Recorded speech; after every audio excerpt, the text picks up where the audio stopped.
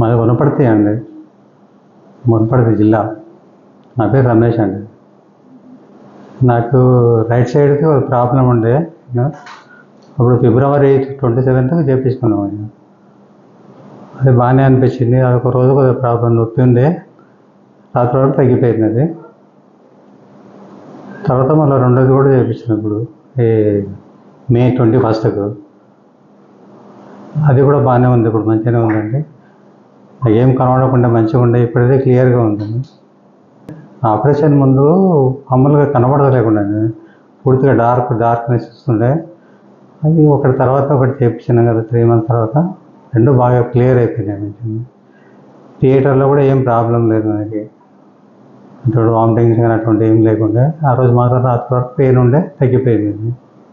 Operation కన్నా ముందు road మీద నడవడానికి ప్రాబ్లం అవుతుండే, చీకటిగా ఉంటుండే ఒకటంతా. దాని తర్వాత మంచిగా అయిపోయింది, అది క్లియర్ అయింది.